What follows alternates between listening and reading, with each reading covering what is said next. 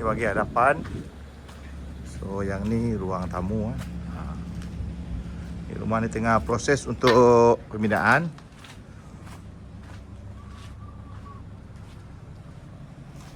Agak luas, bilik agak luas. Ceiling pun tinggi.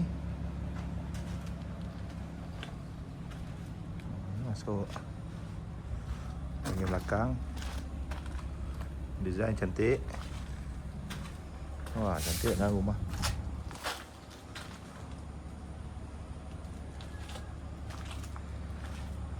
Bilik kedua.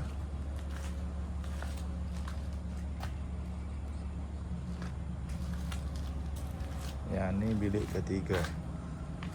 Agak tinggi juga ceiling ni. Yang ni bahagian dapur lah kot ni.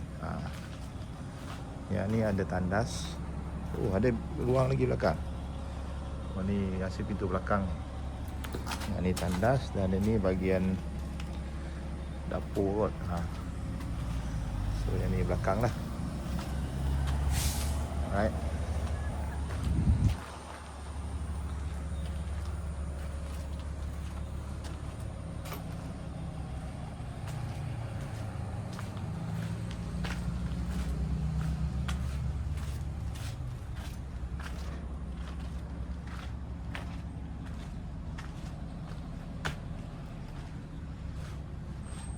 Itu hadapan.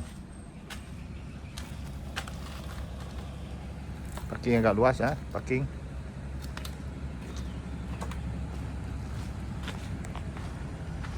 Ini tengah progres. Alright, terima kasih.